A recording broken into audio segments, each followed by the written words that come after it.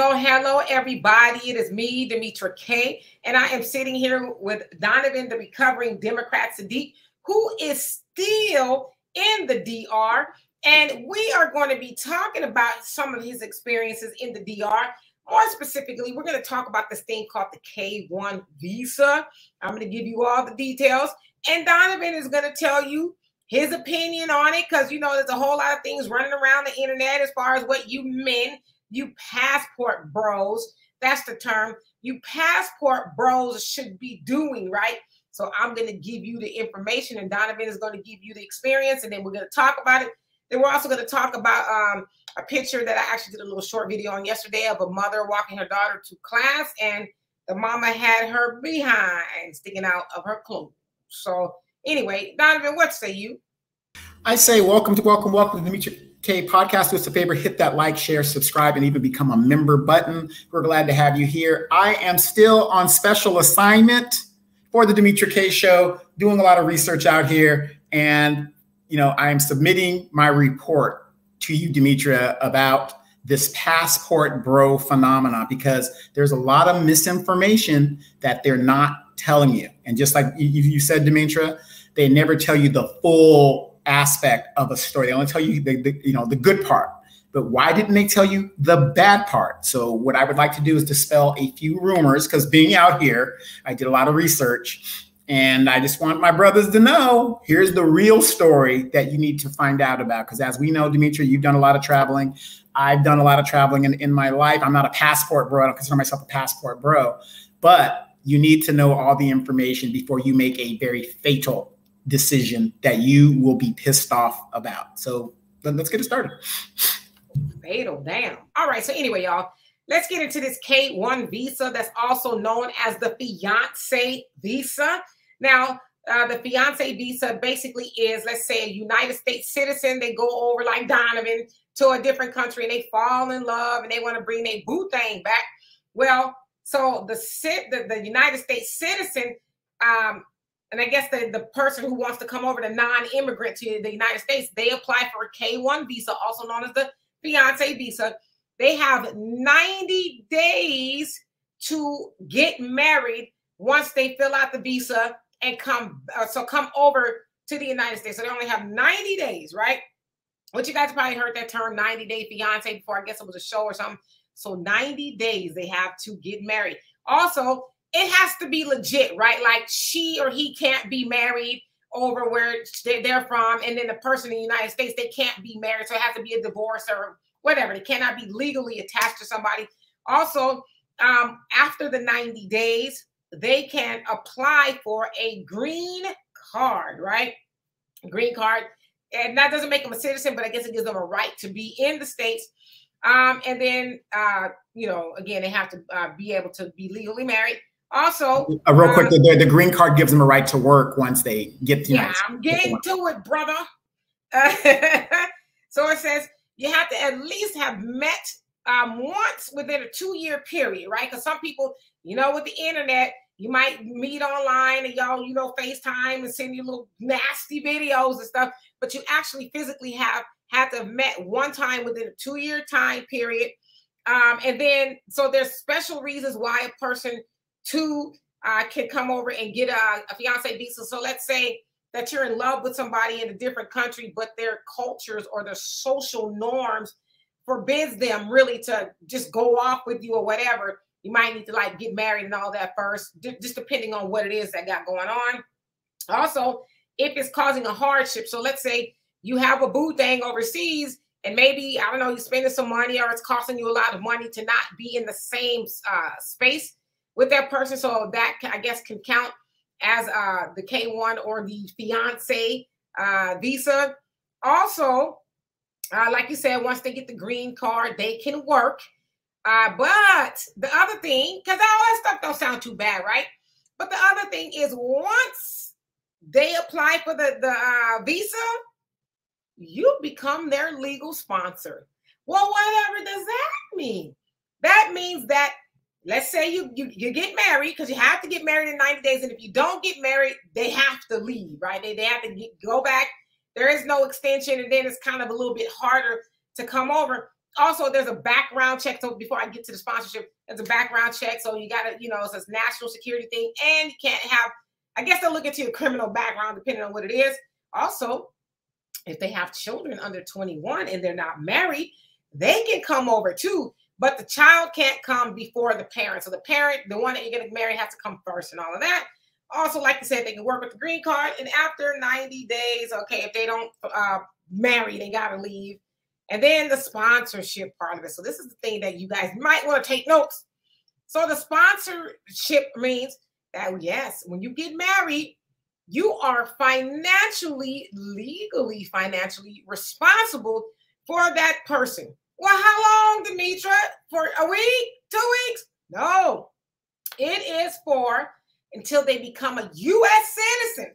Because it's different than from getting a green card. Green card doesn't make a person a U.S. citizen. Until they say, I pledge allegiance, and they go through all the testing, you're responsible for them until they become a U.S. citizen, or they work 40 work quarters. How long is a quarter, Demetra? 3 months. So the 40 quarters, which a quarter is 3 months, equals 10 years. So you have to sponsor them for 10 years, unless they work 40 quarters, right?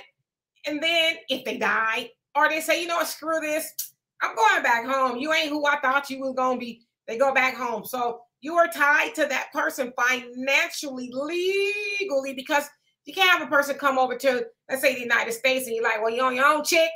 You got to make sure that they're able, because the other thing, too, they don't want them to be able to do is, apply for these governmental programs, because like, nah, that's your woman or that's your man, and you need to vouch for them financially. So, Donovan, what say you about all of that? Damn.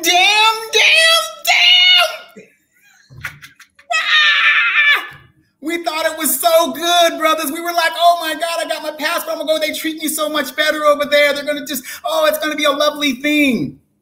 I did my research, and let me tell you something, and I want to kind of expound on some of the information you gave them. One of the things that they look for, especially when you go through the process, like you said, when you got to meet, stuff like that, you have to do an interview, both of you. You're going to be interviewed by the two parties. One of the biggest problems that they're having in the world today, in the modern world, is they want to make sure that this isn't a human trafficking situation. That's a big thing, okay? So now let's say you meet this girl, whatever, you dated her, you came over here and you got your socks knocked off, you fall in love in 6 months, you're ready to get married. It could happen. It could happen. When you go to those interview questions, they're going to ask very intimate questions in regards to you and your relationship, like what's his name, where is he from, and vice versa. You got to know those, that information. They're going to ask information that you should know about this person, in general and outside of general, right? And like I said, it's an interview process, and there's all sorts of reasons why your application can be denied. And they don't really go into whatever. Like I said, if the person that's interviewed just doesn't believe that you guys are, doing, you're really in love, it's a financial thing, or you're just trying to bring something over. But one of the biggest thing is to prevent human trafficking, which is really, really a big thing. Now, when I heard that information, you're hearing this thing about these passport bros, and yes, let me tell you this, and Demetra, you've traveled a lot too. And matter of fact, you've been here in the DR, and this is just one country, okay? This is the DR. Let's say you go over to the Philippines, right? You have this brother zoom to the Philippines or zoom to Thailand. How many of you guys know, which I don't understand why they haven't told you that, when you get married to a Filipino in the Philippines, there's no divorce. There's no divorce. You're stuck there. So my thing is this, and like I said, it could be a pretty woman situation. These are beautiful people, beautiful women. I get it, right? But here's the problem. They don't tell you all of the information. Now, I've been here for a week on special assignment. And let me tell you something, fellas. I've, met a lot of these women here, and you guys, you brothers know that have been here. You guys know what I'm talking about, what's going on. Demetra saw it for herself. She was going to shut this whole place down, okay?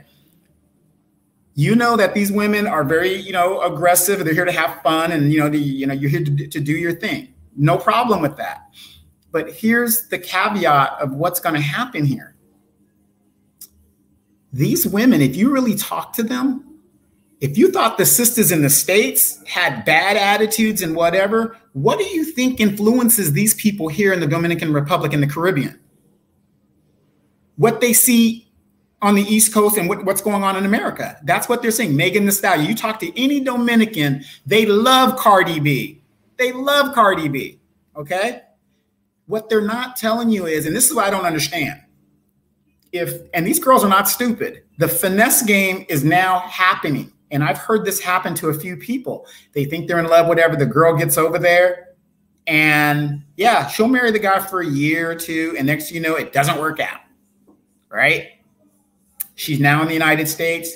You are now financially responsible for this girl because you fell for the finesse. Now I want you guys to think about this too as men, even women. Why would you bring somebody that you met overseas back to the United States? Your best option in a love situation like that is to stay in the country you met them in. That is your best option. Because if you bring them back here, you're going to be financially responsible, just like Demetria gave you the facts, for over 10 years. And none of these videos that I've seen has ever talked about the negative aspect of being a passport bro. Come over here, have a good time. Yeah, sure, have a good time. Get to know somebody. It's possible, things like that. But do your research. I'm not saying don't do what you need to do, but different countries have different laws. Like I said, the Philippines, there's no divorce in the Philippines. And you hear about people getting finessed over there all the time. One thing about a Filipino woman and most Asian women are conditioned to support their families. They're going to spend more time with their families. That's why when you go to the Philippines, you'll see a 5-story house or apartment-like house, and it's generations of families that live in there. Most Filipino women don't want to come to the United States. They want to stay in their own home country because the advantage is to them to stay there. So, do your homework here. And like I said, I was shocked because I'm going to tell you, some of the younger women, the attitudes that I have ran across in regards to just saying typically no to them asking me to do this, or if I want some company, whatever. It's almost like going to Popeye's Chicken and you got that sister in there. Can I help you, please? It's almost the same exact attitude. And I'm like, who the hell would sign up for that? So brothers, please be careful when you guys go and dealing with these type situations, because I don't see the difference. So if you think it's going to be better, the grass is greener on the other side, I don't think so, especially with these new modern women. They're watching the videos. They're watching the influence and the culture. Demetria, you were here. The culture is here. The culture is here. Other than these people speaking Spanish full time, they dress, the nails, the hair. It's all here. So if you have a problem with that in the United States, now you're coming over here, you're experiencing the same exact thing. So, do your homework, fellas. We're not here to tell you who to love and what you're going to do, but you better read that damn fine print, because basically you're signing up for child support for another 10 something years. And because of that rule, it does not give the woman any incentive to, find another relationship or even to work in regards to that. And another thing is, what they don't tell you on that thing is, Demetria, what is the penalty, if you remember, for not financially supporting a woman that you brought over to the United States? I'm not really for sure, but I'm going to imagine you would probably get in some sort of a legal trouble. I don't know, punitively. It would be a punitive, probably most case criminal, because you signed a promise to the United States that you would take care of this woman. So just like child support, you ain't paying your child support and you get behind, you got a problem. And all you passport bros, let's say that you and that woman's relationship work out and you are not financially supporting that woman, your passport's probably going to be revoked. So, look into it. But Demetria, tell us a little bit about, your opinion on this passport bro thing and in your opinion, in your travels. Well, first I want to address some of the things you said, because, you said that there's a big Cardi B, Megan Thee Stallion influence over there. And then I was thinking, well, damn, those women must really be stupid. But then you said, well, and they're not stupid. So I'm like, okay, are they stupid to where they're so influenced by Western culture, if you will, or is that just kind of the way women like that act all over the world? Also, you said, you know, basically the women act like that over there than like they do in the United States. And so that what came into my mind is all around the world, same song. And I'm like, well, if it's all around, you've been all around the world and it's the same song, is it them or is it you? That's where my mind goes, right? I'm just asking. This is, you know, just rhetorically, I'm asking. And then you said to the man, you know, the manosphere, let's call it what it is. The manosphere telling, yeah, y'all go over there, get you a passport, go find you a woman over here, over there, everywhere. You get a woman, like over with the cars. But they not telling y'all all of the ins and outs, right? They got y'all thinking, see, this is what it really is. Well, okay, I'm gonna give my opinion about that in just a minute. Please don't forget. So when I hear you say that, as far as the men telling the men go over there, it's just the blind Negroes leading blind Negroes. That's what that is. Because for one thing, why would you go anywhere thinking you finna go, you know, kind of in my head, you know, I'm very visual. I see y'all hitting a woman over the head. You coming with me, woman? Why would you think you're gonna go to another country and you just play, right? Because I hear the manosphere talking about, oh, get you a woman, like I'm assuming y'all want to marry her over there, or whatever, maybe bring her back or whatever, but they're not telling y'all the ins and outs. It's like they kind of make it think it seems like a fantasy, like you're going to Disneyland. You know, I'm gonna play. But it's like, nah, sugar. Not only you gonna play, but you need to pay. You know, ain't no honey without the money, no finance without the romance, or romance without finance.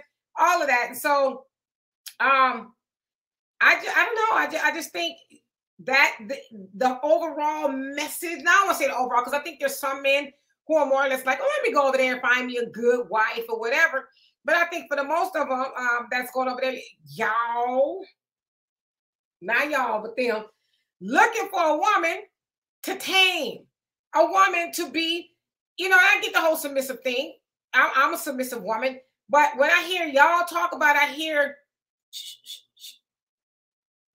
Don't speak. Did I ask you to speak?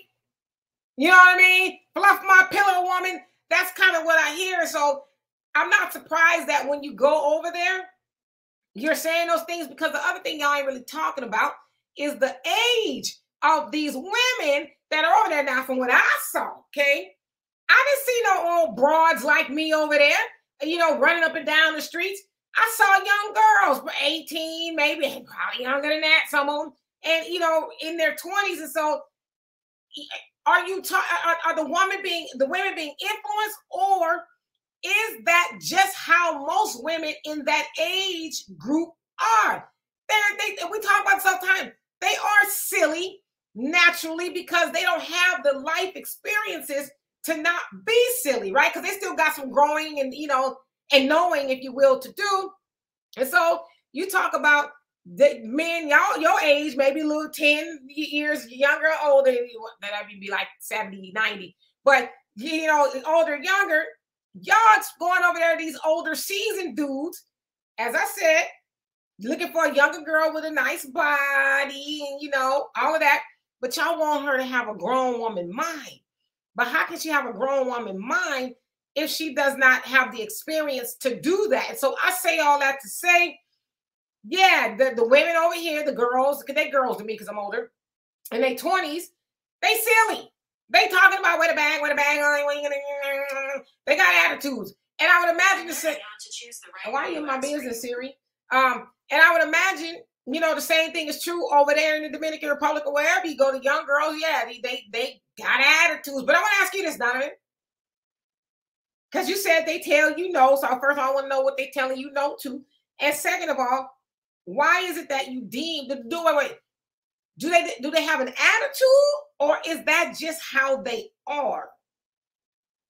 Good question. Now, no, they don't tell no to me. I'm telling no to them because, again, and I agree with everything that you said, because for me to find a woman around my age, most of the women around my age, our age, or my age, because you're one of those silly chicks too, you know, young silly chicks. You know? Right. So if I'm a woman around my age, most of those women are either settled or they're working somewhere doing their thing. You know, they pretty much got their stuff together, which is really great. So to meet a woman like that, now, if you're into a resort town like Sosua, a tourist town like Sosua, and, you know, Punta Cana, these places that cater to tourists, you're going to deal with a lot of younger type girls. And, you know, it's very, very rare you're going to see an older woman. I've seen a few here. Don't get me wrong. I've seen a few, but of course they're here working. So whatever their reasons are.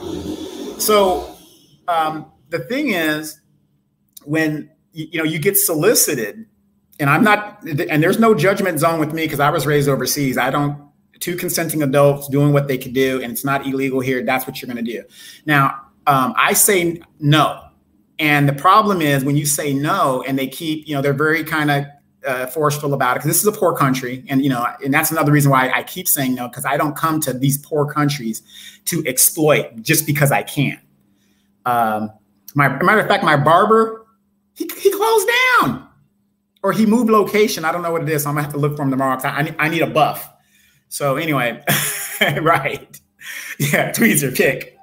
So when you say no, you know, I can't help but feel like that bad customer service you would get at Popeyes or something, because it's like they have these younger girls, like all probably young girls over the world, have this attitude like they're entitled.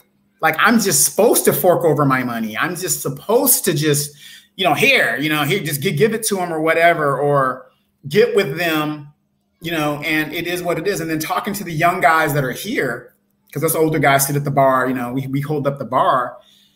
You hear these young guys complaining about, oh, it was a rush service or this, that. And we look at them like, well, what were you expecting? You paid $200 or whatever you paid for, and those are US prices or whatever you're doing. I agree with you, younger girls about it, but I think it's a culture thing. We're in a culture of the bad bitches. What do they call it? The baddies. We're in a baddies culture. That's what it is. And it's and Asia is a little bit different than the Caribbean. The reason why I say the Caribbean is because the Caribbean is heavily influenced by the United States. So these people are getting signals from New York and on the East Coast, and that's what they're seeing.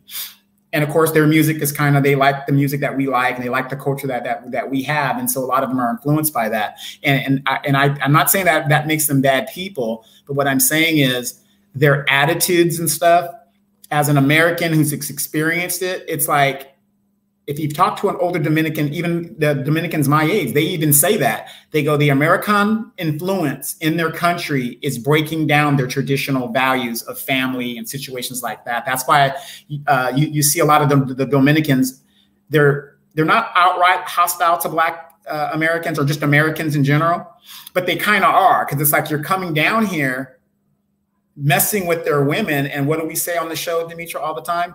A community is no stronger than the value of its woman.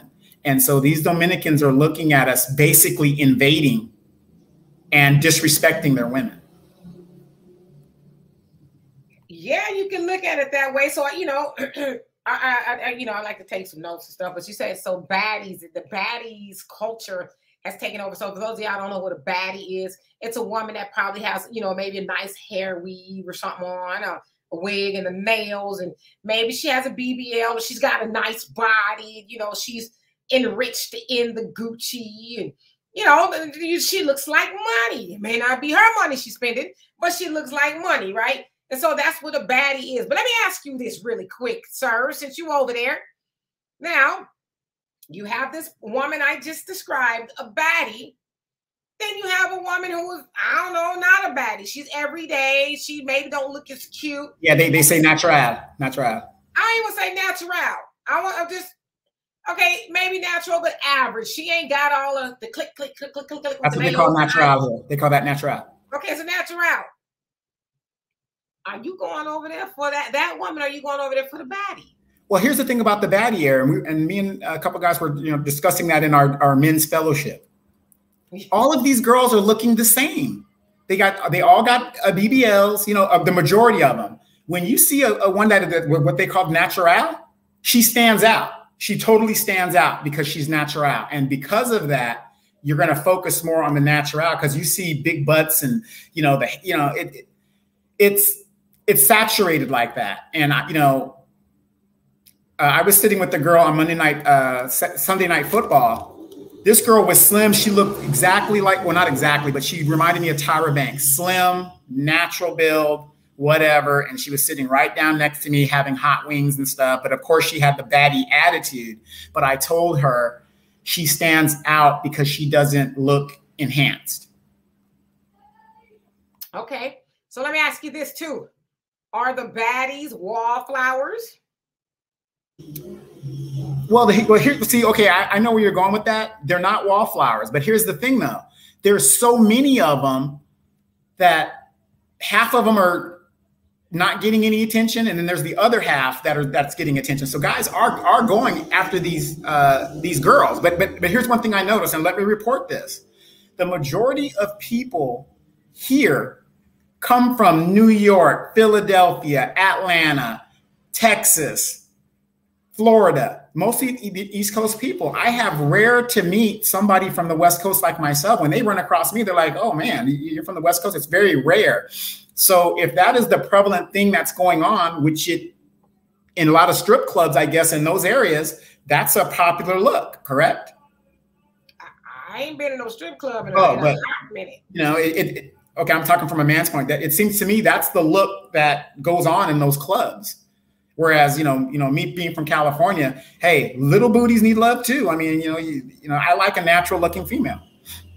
Well, so y'all, the reason why I asked about the wallflower case, y'all was like, what does that mean? Of course, wallflowers are the ones that are at the dance and nobody's asking them to dance and they're sitting there with their friends and like, oh, I wish somebody would ask me. So the reason why I asked that is because like we hear about these baddies and they all look the same, but they ain't holding up on no wall and entertaining their home girls talking about, oh, I got this nice cake recipe. They, out and about with the New York dude, the Texas, the Philadelphia, and even the California dude, they hanging out with them. And so I don't know. I just feel like, and I always say this too, the baddie culture is going to always be that as long as there's men, and I'm not going to say like you, but men who entertain that baddie culture because like, I guess there could be a woman who's a baddie who's about something. But if we're talking about in the sense that you are speaking about it, the baddies don't do anything else but look good. They're not going to be able to really string 2 or 3 sentences together.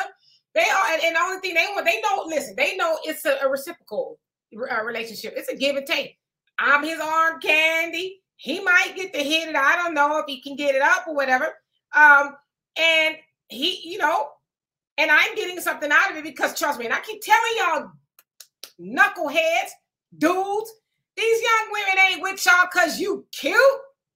They with y'all because they like, what's in it for me? Like I said, if I was a younger woman, I wouldn't be with no old dude. I mean, it's rare, right? I'm like, oh, he's just so cute.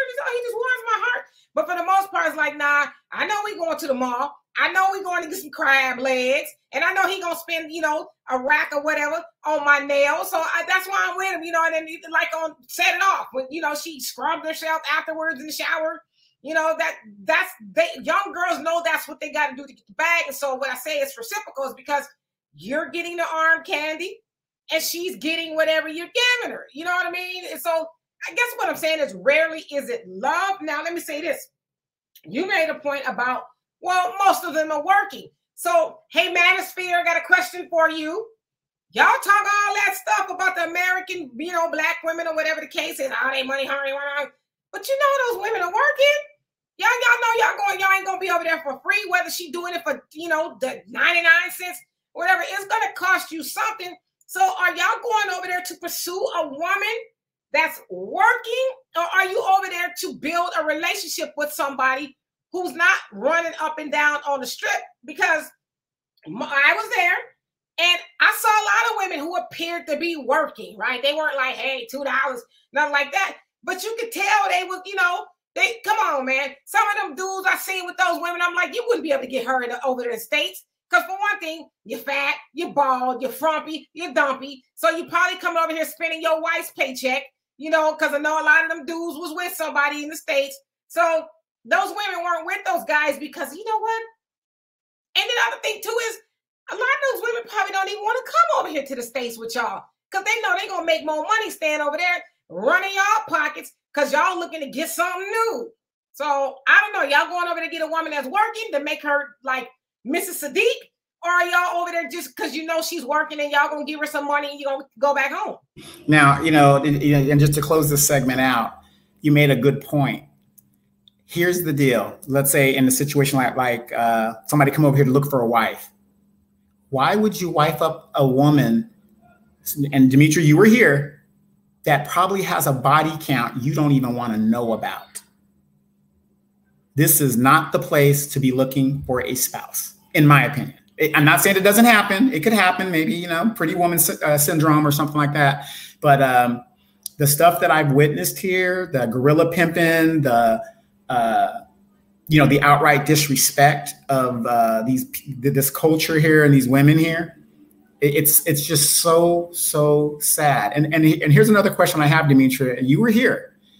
Dominican women are naturally curvy. So when you see these Dominicans getting BBLs and stuff that enhances what they already have, I've seen so many bumblebees running around here that I'm just like, how do they think that looks good when, they're naturally curvy women? I mean, these are naturally curvy, beautiful women.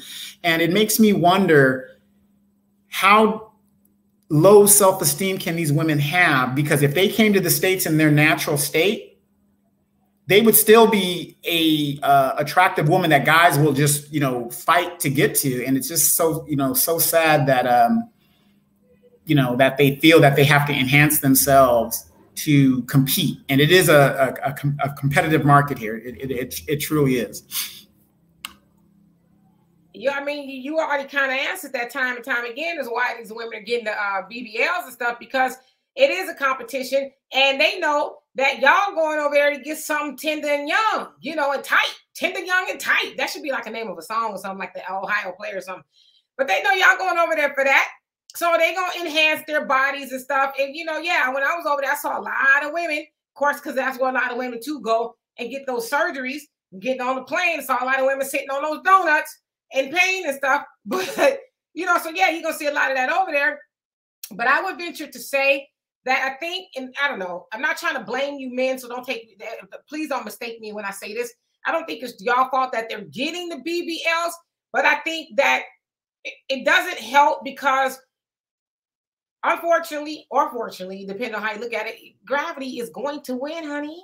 Gravity's going to win. You had some kids. You ain't going to have that, that tight 15-year-old, 16, 18-year-old, however long it was, body gravity is going to take over. And so then you have these men that are like, oh yeah, I like this big old booties, big old in the hourglass, and this, that, and the other. So yeah, you got women who are doing that to their bodies. And it's my opinion. I mean, I've seen some BBLs like, oh, okay, that don't look too bad.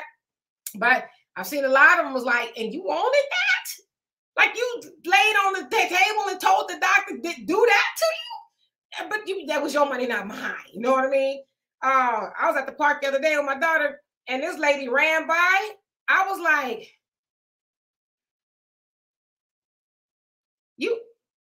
are you doing, like, is it a counterweight? Like, what's going on with it, But, so I think that's why a lot of women are doing it, because they know that y'all like that. Some of y'all do. Some of y'all say y'all like the natural women, but a lot of y'all can't even tell. Hell, most of the time, y'all can't even tell if it's a man or a woman nowadays. But you know what? Yeah, exactly. I mean, with the bat wings and stuff, I mean, all of that is here. I mean, it's, fellas, just be careful. Like I said, just do yourself a courtesy reach around or whatever, because I'm serious. A lot of these women are looking, to me, so bad in makeup and styling that you don't know if it's a drag queen or if it's a female. And let me tell you, here in Sosua, just the Dominican Republic, I don't care what community you go to, there are beauty shops, nail shops all over the place. All over the place. Absolutely. So anyway, y'all, we're going to move on to the next topic. Now, I talked about this topic yesterday on a short video. It was like a TikTok. I'm trying to do TikTok a little bit more, even though I don't really like TikTok much. It's a different animal, different people. Not that the people are animals, some of them are. But anyway, this particular topic, and I'll put the picture up for y'all. So as I said on the video, I took the liberty to blur out the child, even though her back is to us and the mother. she is wearing, I don't know if it's a leotard or whatever it is, but her cheeks are out, for the lack of better words. And as y'all can see, she appears to be at a school. And so the caption here says, "It's wild that it's considered controversial to say you shouldn't have your cheeks out at an elementary school." And then somebody replied, "I 1,000% get it. Why people are saying that she was wrong for this. But at the same time, at least she is there. She might not be showing up how people want her to." So in the first comment, you know, she's basically saying, like, why is it controversial for people to say have standards? That's what the first caption is saying. Like, why is that weird? Why are people annoyed that we're saying, hey, you know, put some clothes on? But then as the bottom one, and I have seen a lot of people say, well, at least she showed up type of thing to the class, or she could be somewhere else. And as I said yesterday on the video that I did, well, ain't that what she's supposed to be doing? Like, when did it become an at least type of thing? Like, oh, we should just be so grateful that she showed up. Participation trophy. Yeah, I mean, you have the kid. Ain't you supposed to be walking the child to school and all of that? You know, and so I don't, because like, I hate that right now in society, and maybe it's just a sign of the times, but what I really hate is that we have lowered the bar so low. Like, oh my God, at least she showed up, because she could be at home and maybe make the baby walk. I don't know, you know what I mean? Because when the baby looks like she's probably kindergarten at best. When my daughter was in school, I made sure that my daughter was, you know, I walked her to class, because that seemed like somewhere maybe back east, maybe, because in California, the school doors are outside. So the schools are outside, for lack of better words. But I noticed in Texas and other different states, the schools are inside. So they have indoor hallways, opposed to California having outdoor hallways. So yeah, I think it's because of the hurricane seasons and stuff. Yeah. So I would always make sure that my daughter got to class. And so, but when I see this kind of stuff, it's like the bar is set so low. It's these poor babies. Like, I would just think that would be natural. Like, I'm going to walk my daughter to class because at least she showed up, right? But it's like, my mom's come up to my school plenty of times, and I don't ever remember my mama's body parts out, like, at all. Like, even the students going to school, especially if you're in junior high, high school, whatever, any grade, we couldn't wear spaghetti straps, short shorts, and like they literally, you know, you have to do the arm test where in your middle of your finger, the shorts or the skirt couldn't be no longer than that. Like, I'm that old, right? I remember that kind of stuff. And I remember when the teachers had on stockings and suits and button-up shirts with ties and skirts. Now you can't tell them apart. But I don't know if I'm more mad at that the mom took herself to school like that with her baby, or if I'm more mad with the admin, who I'm sure somebody saw her. Because you got to walk past the office, yeah, I'm imagining, in that kind of building, and nobody said, no, ma'am, no. You need to come in this office and get this moo on or whatever, because we do have some smocks or something you can wear. So I don't know, Donovan, what do you think? Well, you know, I was reading the comments on this when you put the story out yesterday, and somebody said, well, where's the daddy? How did we go from this picture to what the daddy's doing? You know what? As a man, if this girl is going to school, you want to know where the daddy is, the person who made that comment? He's at work. That's where a man should be, at work, unless it's a special something going on early in the morning. Where are most fathers? Where was your father that early in the morning when you guys were going to school, Demetria? He was at work, on his way to work or whatever. So, you know, it just goes to show you the feminazis that are out there. They don't want you to focus on the issue at hand. The issue at hand is, who would think that this would be acceptable? It's just like a lot of you, these females out here, the feminazis, because like I said, it ain't all you females. It's these females that think that they're speaking for the ladies out there, okay? Y'all ain't got no friends, because a friend would have told her, hey, girl, where you going looking like that? Nah, sweetheart, no. Y'all don't say nothing. Y'all have a friend that might have an outfit on that is too revealing or just doesn't fit her at all. And you guys, feminazis, will not say nothing. And it's just so sad that we can't test and prove each other to make each other better. There's nothing wrong with saying, because, you know, maybe my opinion's different than yours. And you say, I think this looks good. well, hey girl, I know you're from another country, but in this country, you know what I mean? You never get better if you can't get different forms of criticisms to get better. Because like I said, I can't see the picture of what this girl's going out, but I have yet. When did going to school, even as a parent, you didn't want to look like you had some sense and be respectable, where the people could look at you and be like, well, yeah, they're poor, but they're presentable. When did that stop? I mean, so I totally agree with you. And I don't think this has anything to do with a man, because I don't think you need a man, to tell you to, hey, take our daughter to school, and like you got some sense on, get some clothes. I don't think that takes a man.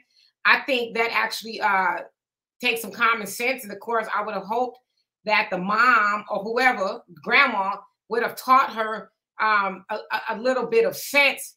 But no, I don't see how we blame men for this at all. But your comment about, people being poor, I always think about these lyrics, and I'm gonna find it. These lyrics here. Yeah, let me tell you. Let me see. I'm gonna test y'all musical trivia here. His sister's black, but she is shown up pretty. Her skirt is short, but Lord, her legs are sturdy.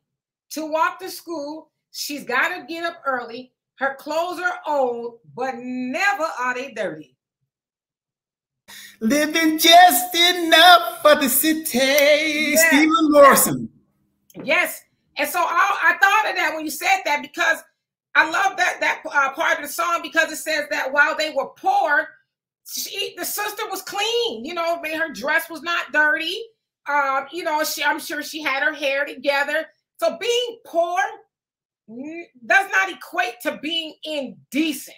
You know what I mean? And I don't care if you have one pair of pants, one shirt, you wash it every, a couple days, whatever, when it starts to get funky or whatever.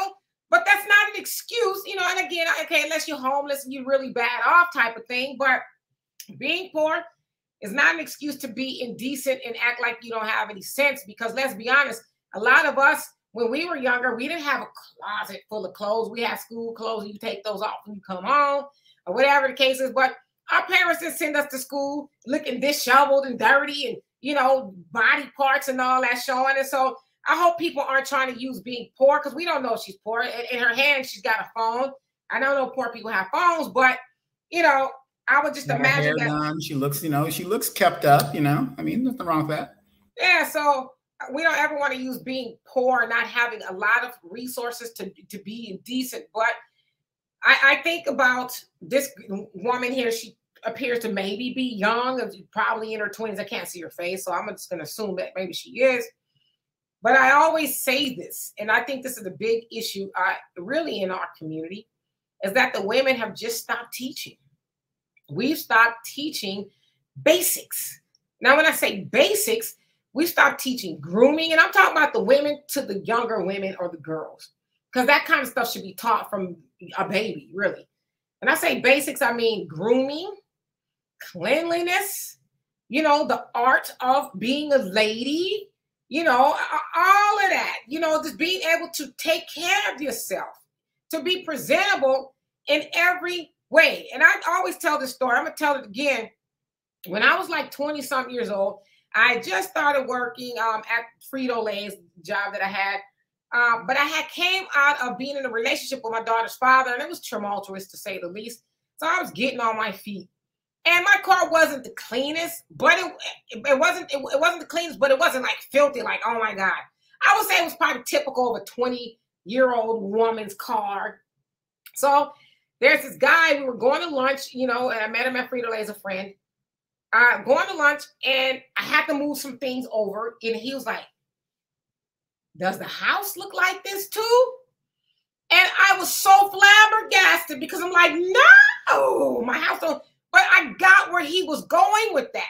He made the correlation that, and I was in my young 20s, and I never forgot it. He made the correlation that, well, if her car looks like this, her house must look like this, because I really couldn't imagine her cleaning her house and having a car that's disheveled this way. So of course I, said, no, it doesn't look like that.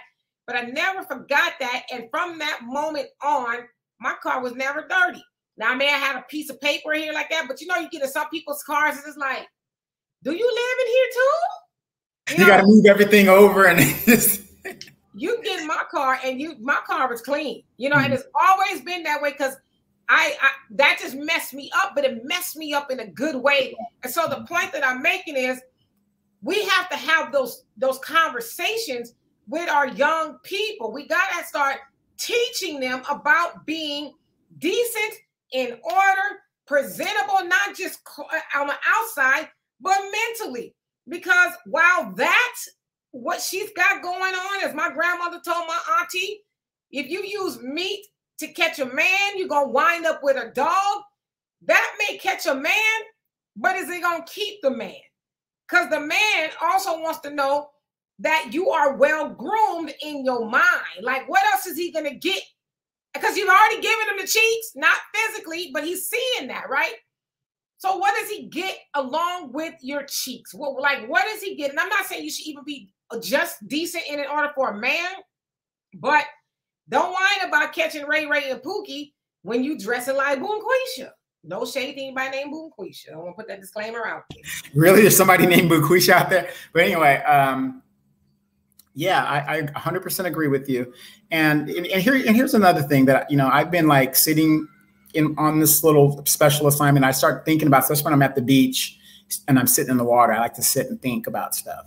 We always talk about like the man isn't doing this, the man isn't doing that, the man. And I'm talking from a man's perspective because I am one. But usually when we talk about the man, we're thinking about the boyfriend or the husband or something like that, right? And I remember something my aunt told me. One thing, I have my little cousins that are behind me. They're like, there's one, a couple years behind me. Like we were the first 4 grandchildren, right after 1 year after each other. We're all 4 of it. So 2 girls behind me. And my father used to get on my aunt, his sister, about the way those girls' hair was. He didn't want them going out of the house, because the mom and the dad had separated. And then my dad had stepped in and said, to my Aunt Carolyn, rest in peace, he was like upset when she would like make mistakes and let him, oh, it's no big deal. He's like, no, don't let these girls, he would step in. And so whenever we talk about a connotation of men, we keep leaving out some of these girls that have brothers. And I've talked to some guys like, well, that's my sister, man. I don't say nothing to her. So you just let anybody run up in her. You just let her just drop kids anywhere like that. We aren't holding the brothers responsible to do a certain thing. I'm not saying go over there and beat up the girl's boyfriend, but because there's only so much you can do with another man, but you can go over there and correct your sister, or at least talk to her and say, look, you shouldn't be doing stuff like that. And the funny thing about this story, Dimitri, is that is the one thing my cousins remember about my father. He was adamant that the girls dress a certain way. Their hair must be done before they go outside. And he, I'm not saying he threatened my aunt or whatever, but, between siblings, he was serious. And she took it seriously because that was her older brother. Was telling her that. They're only like a year apart. But the point is that was her older brother, and he meant what he said. So and I see these girls out here that have brothers that are, doing whatever in the streets. I have yet to run across a dude that's just don't give a damn about his sister, and anybody can just run up on her and do, it's very rare. It does happen, but in most cases, you grow up with your sister and you care about you love your sister, you love your nephews and nieces, and you want the best for them. So, the baby daddy, okay, the baby daddy's doing what he's doing. Where are the brothers? Where are the uncles? Where are these people? Because these girls might not know. Hey, girl, this dude, you're in a bad relationship. You need to get up out of this. That ain't going to happen, blah, blah, blah, blah, blah. We need to start holding the brothers accountable because, like I said, maybe this young lady just does not know. But if that was my sister that did that, I'm going to let her know, number one, you're embarrassing the family. Come on. Get it together, sis. Get it together. We got to start holding ourselves accountable and stop taking everything so damn personally. Because guess what, ladies and gentlemen? If a person really didn't give a damn about you, they wouldn't say a damn thing to you. It makes sense. Yeah, and I would say that you're absolutely right. Especially being born into the Nation of Islam, the men, they are the leader. You just keep it real, and that includes the brothers. When I say the brothers, I mean like siblings. And yeah, my brother, y'all see us on the show, you know, if he's saying something or he says, wait a minute, all of that, I concede. You know what I mean? We're just kind of taught to take advice, or especially, you know, that's my big brother. So of course I'm gonna listen to him. If he tell me, you know, my brother has given me plenty of correction, if you will, that I have listened to. Like, for example, I used to be kind of quick, you know what I mean, to speak and a little slow to think. And my brother would say, you need to knock that off. You need to stop doing that. That's not, you know, that's not a good trait to have. You know, you get all, and I just, you know, was heard that I was like my dad, you know, sometimes you can be kind of quick tempered. So he says, you know, he's telling me you need to learn how to control that, because people aren't going to want to talk to you, you know, because that's just not a good trait to have. And, you know, one day I thought about it, I'm like, he's right. I don't need to be, you know, so quick to, you know, because a lot of times when you're quick to speak and you react, you're like, damn, I didn't get all the information. I was just out here acting stupid, you know. So, you know, he's giving me, like I said, plenty of advice that I listen to. My, you know, brother's very wise, but that's just kind of how, you know, we were brought up, if you will.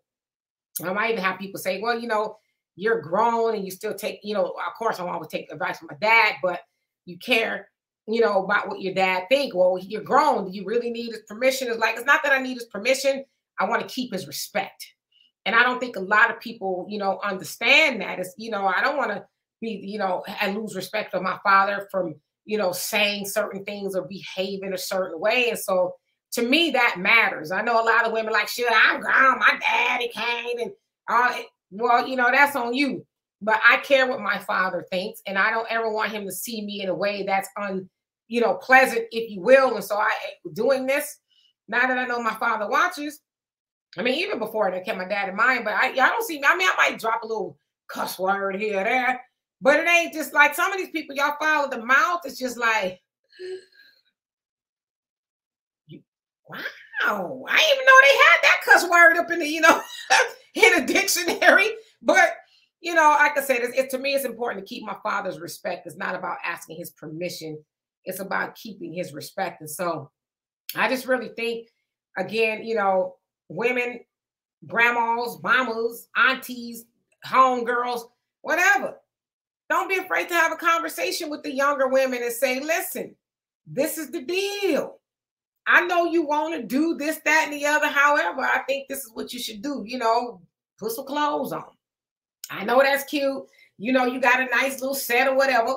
You want everybody to see it, but the only person that needs to see that is you and your man. And if you want to, you know, I ain't gonna say that because he could be dressed up to the neck with a burlap sack, and you know he ain't no good. But yeah, I mean, we just got to start teaching again. Yeah, there's an old saying, ladies and gentlemen, you attract what you are. You know, I agree with that 95%. Because I don't know, I'm a good person, okay? I don't care what nobody tell you. I'm a good person. And sometimes I haven't attracted people who are good to me. Now, the 5% of that is because, yeah, sometimes we have a low self-esteem. And it's the thing about self-esteem, right? A lot of time we pass off being confident and, you know, I know who I am. You got a mean neck roll. We take that as good, healthy esteem. No, it's not. It's just masking tape. Because if you really had good, healthy self-esteem, you ain't got to be rolling around loud talking and neck rolling. And, you know, I know I'm all that. I'm a baddie. You don't realize a baddie when you see her without her even need to open her mouth, right? So the 5% comes from having some low self-esteem and thinking, well, he's probably as good as it's going to get. So, yeah. I see them burgundy flags, but you know what? One day they probably just going to stop waving. You know, they gonna be all right. But, you know. That is a reclamation project. I'm bored. And then even that you're bored, it's like, God damn it, shit. I want me a man. You know, shoot. Listen, a piece of a man is better than no man at all. I'm just playing. And you know, and the funny thing is, I've been telling everybody about vet centers that have been opening up in here and other countries and other territories. One thing that we try to tell people a lot now, and I'm now a believer. I told Demetra that I went to a therapist here in the DR, right? And I went. The therapist threw me out of the office. They threw me out. They said, you can't be fixed. You're just, no, they didn't throw me out. It was eye-opening because we self-evaluated, because I have a degree in behavioral and social science. So I kind of know a little bit about, I'm not a therapist, but I know I'm in that science, right? I know a little bit of the science. So she asked me to identify what is wrong with myself. What do I think is wrong with myself? And I told her, hold up. Why you didn't give her my number? Are you on WhatsApp? No, but anyway. So I told her I suffer from a form of depression, which I do. I have PTSD and all that other stuff, but I have a form of depression. And I believe all Black people in the United States have some form of PTSD and depression because we deal with a lot of stuff. And my depression stems from the fact that I am very picky and I'm lonely. And when I say I'm lonely, I don't mean in the aspect of I can't get a woman. I can get a woman. Physically, I can get a woman. Loneliness in the aspect of companionship. It's just like that Twilight Zone episode with, what's his name? Remember, they're on the planet and they had that robot and it was called The Lonely. I think the episode was called The Lonely. Very great episode. And it's kind of like that where, you're not supposed to grow older by yourself. And I see so many of my elders and aunts that are by themselves as they're getting older. I see a lot of my friends that are by themselves, myself included. And I see a lot of young women now coming into their own. And ladies and gentlemen, especially you ladies, as a man, I'm going to be all right in regards to that. You are not supposed to be growing old by yourself. I just want to clarify that. I do acknowledge that I do suffer from a depression of loneliness as in companionship, not physical loneliness, in companionship. And as we butt heads, man versus woman, feminazis versus manosphere, we need each other. Do not make the mistake of growing old by yourself, because number one, it puts a burden on your family. And when I mean your family, your children, because they're supposed to go on and have a nice life and raise their families. But now we've put the burden on them. Somebody got to take care of me because I ain't got nobody. You're not supposed to grow old by yourself. And that was one thing that we got out of the therapy session. So if you do not want to talk to a therapist, I strongly recommend you do it. It's eye-opening. It gets a lot of your stress out and a lot of ideas out, and it makes you go solve to the problem. So what I've got to do if I want to be a companion, yeah, I got a dog like Kevin Samuel said. I got a cat, Kevin Samuel said, but they can't talk back to me. Right, 3 cats, but they can't talk back to me. So I'm strongly going to tell people, please, please talk to somebody if you have a problem rather than thinking you're going to figure it out. You're not going to figure it out by yourself. Dimitri, could you add on that a little bit? Yes, and I was going to say, you better hope they don't take your passport because they're going to be like, this fool is crazy. We can't have him on the loose after what he told that lady. No, but no, ditto. I totally agree with you. Y'all know that I have gone to therapy. I'm going to be honest with y'all. I didn't go to therapy long. I went 2 times. Once when I was, and then the second time I was like, I feel better. Because she gave me some tools. But see, this is the thing. And I'm not saying that I only went to two therapy sessions because, like, I'm perfect.